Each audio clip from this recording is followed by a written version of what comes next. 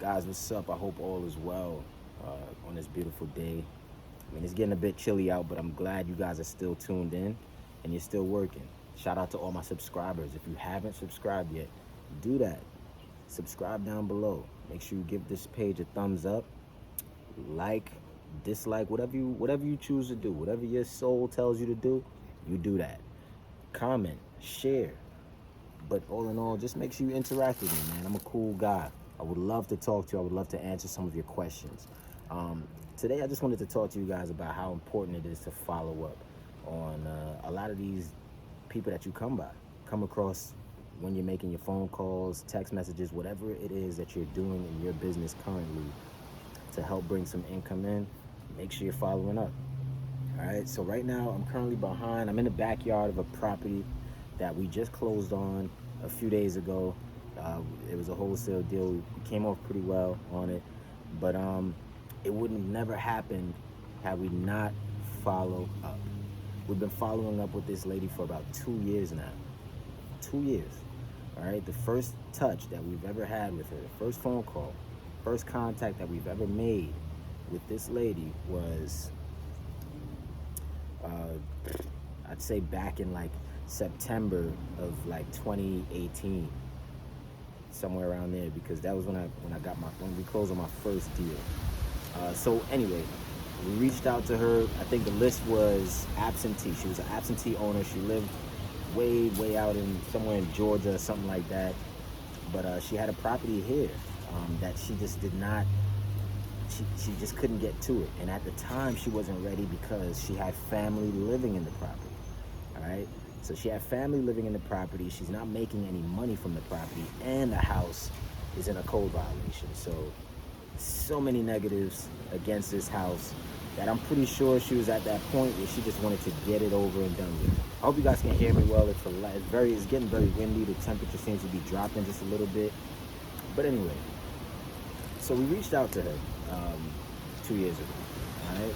At that time, she just didn't feel comfortable because, for one, she didn't know me, and number two, she had the family in there, and I guess it was it was something that wasn't really on her mind at the time to sell her property. It was just one of those things for her where she was just like, I don't think that I'm really interested right now. But that didn't stop us. I put her in a follow-up. I asked her if it was okay first off, which is one thing you want to do. You always want to ask them, hey, if it's okay with you, I'd like to maybe follow up with you in a few months, or just to see if anything changes from today. She was okay with it, so we did that. And at times when we followed up with her, we didn't even talk about the house. We just kind of just talked for a little bit. But in that time frame, there was a time where we didn't talk for a little while. It was like, I think it was days turned into months, and months turned into like a year.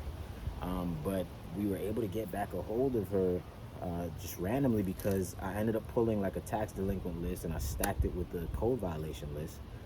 And she popped up. All right, I'll talk about stacking lists and stuff like that.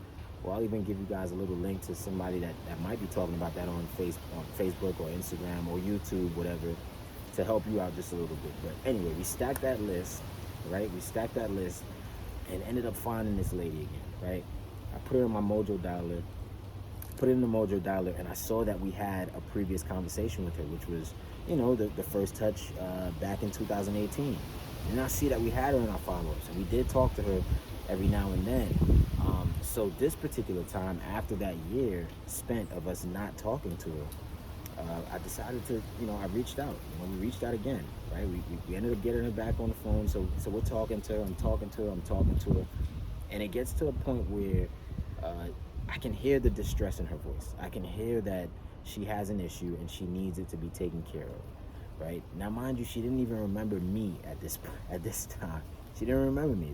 It's been about a year since we last talked, so she didn't remember me. But I remembered her vividly because, once you get that ball rolling, you kind of just keep it in mind that, hey, I got this going on.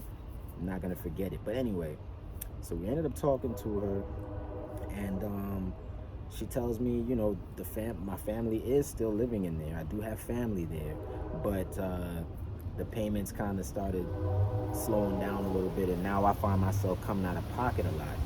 And also keep in mind, guys, she hadn't seen this property since she last lived here, which was like 9 years ago, right? So she's thinking in her head that this house is just, it's still in okay condition or whatnot. She also felt like she wanted to fix it up at a certain point in time, but she just never got the time to do it. And that's where we come in.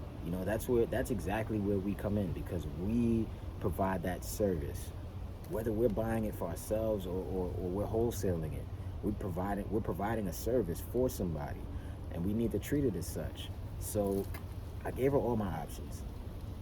I asked her, hey, how do you feel about listing it? She tossed that away. What do you feel about fixing it up? She told me she put some thought into that, but she didn't think that she'd have the time to do it. She didn't have anybody that can come out here and manage the property for her because she's absentee. I never met her, by the way. I don't even know what this lady looks like. So after she pretty much rejected everything that I've given to her, I then say to her, well, look, what if I can offer? What if I can come in and offer a service to you, provide a service to you, help these people find some place to live, and buy this house from you cash? She was okay with that, right? So my next question to her was, well, what is your price range? She gave me her price range, and not all the time does this happen, but she was in my price range. It's in a decent neighborhood. Houses are going at a decent price, but she was in my price range. So I didn't argue with her, right? But remember, she hadn't seen this property in about 9 years. So she doesn't know that the property looks as bad as it looks. It's bad. If I have enough time, I'll give you guys a little spin around, let you see just what the back looks like, so that you can get an idea of what the front looks like. But anyway, so I say to her, well, okay, that price kind of works, right? So we get it under contract, right? We get it under contract. I shoot it out.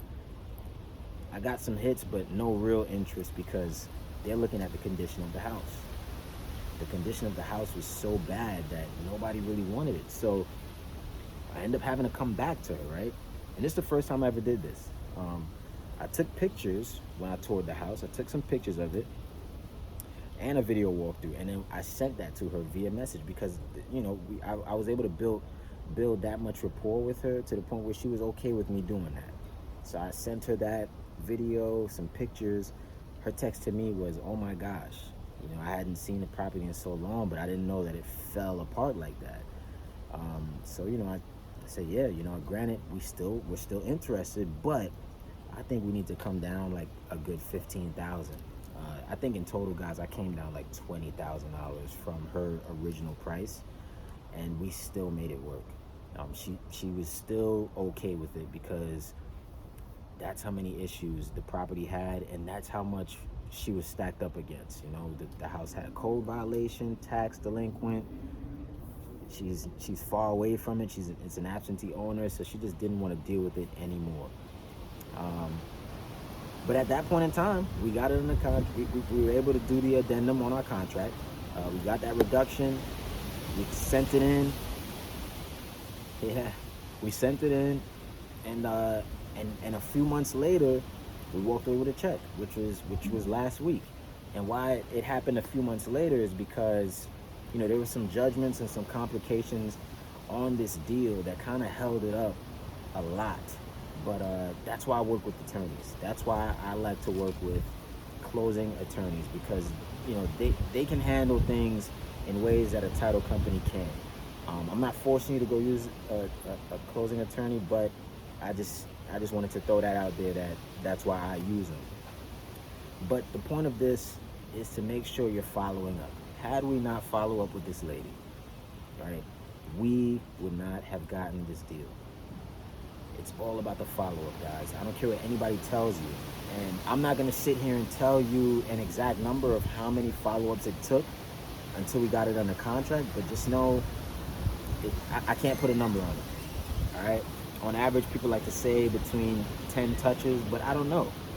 I think it's just by chance, because there's times where I've made a phone call and we were able to get the contract signed right then and there. And then there's times where it's taken like 12 phone calls to where the person finally says, well, you know what, I'm ready to sell now. But all I'm saying is make sure you jot down you're putting it in your CRM or wherever you put it for these follow-ups, and make sure that you're actually doing these follow-ups, because it'll help you out in the long run. All right, I hope that little inkling of information helped you guys out a little bit. I'm gonna get out of here. It's a little windy, but before I do that, I'm gonna go ahead and show you this property. Maybe we'll start from the backyard. All right, so this is pretty much what it looks like. They had a bad flood down there. Bad flood, like the basement was completely flooded. Mother Nature's doing a number right now. I'm not mad at it though, right? But that's how important it is, right? Because it was well worth it. You know, I'm not a guy that likes to talk too many numbers, but just know the deal was well worth it. It was worth the follow-up. It was worth the hassle, because you know, now next time she might reach out to us to do some more business.